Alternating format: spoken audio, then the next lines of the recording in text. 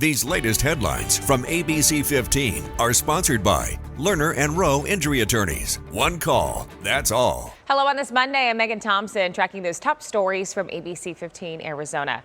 Now the 4th of July, it is right around the corner. You may have already found your fireworks for Independence Day, but the fun and excitement can quickly turn dangerous. And that's why the city of Phoenix and the fire department, they're taking action by launching a new task force dedicated to fireworks safety and education.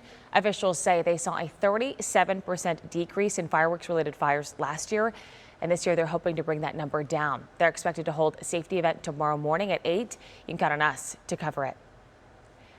Our Operation Safe Roads team dedicated to keeping you informed when it comes to safety on our roads. And this week, we've received dozens of messages from viewers in the high country concerned about a string of deadly crashes on State Route 260 east of Payson. So I did reach out to DPS. They tell me there have been 4 deadly crashes in the last 2 weeks, calling that number unusually high. They say many crashes are head-on and due to driver error. Payson's mayor is pleading with those traveling through the town to pack your patience. Keep your cell phones in the pockets. Don't text and drive. Don't talk on your phone and drive. The situation up here is spectacular to look at, but it's deadly if you're not aware of your surroundings. DPS is increasing staffing in that area due to the high number of crashes. Americans love dining out, but it can be a huge expense for families these days. The good news is there are ways to lower that bill, but still have a good experience. Destiny Combs and Elizabeth Saylor are going out less these days. I just try not to eat out that much. And ordering less when they do. We used to, go for appetizer, meal, dessert, drink, all of the things, and now it's like maybe we're not going to order all of that every time.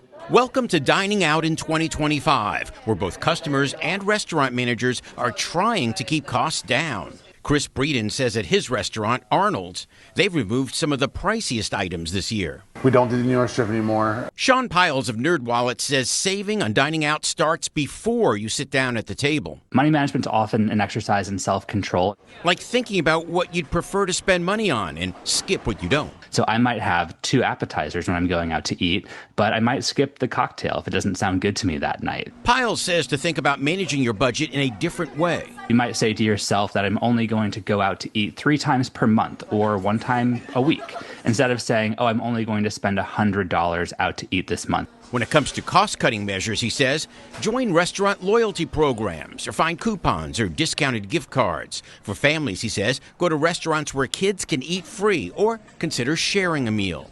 And avoid the traditional, pricey, pre-fixed holiday dining experience. Brunch is the big thing for Mother's Day. We decided to go in a completely different direction and went out to a really nice ramen restaurant in town. And be sure to plan ahead like Brandon Roth. You can look ahead at menu prices so you're not shocked by the sticker price. That way you don't waste your money. John Matteries, Scripps News Group.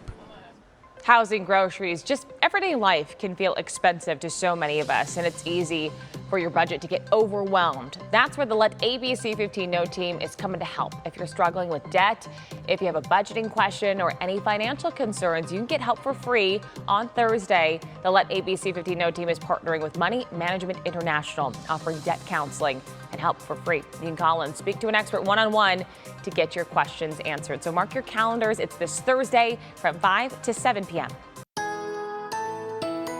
With your most accurate forecast on this Monday, I am meteorologist Jorge Torres. Abundant sunshine anticipated today, along with warmer temperatures compared to the weekend. We only hit 99 degrees on Sunday.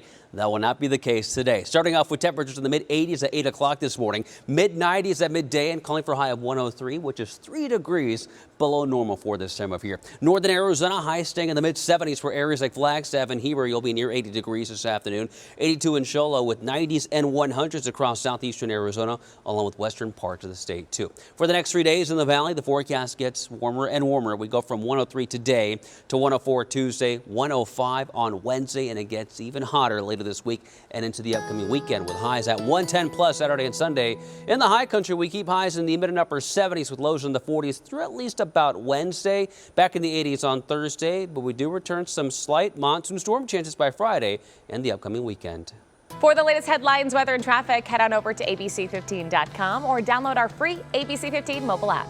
These latest headlines from ABC15 are sponsored by Lerner and Rowe Injury Attorneys. One call, that's all.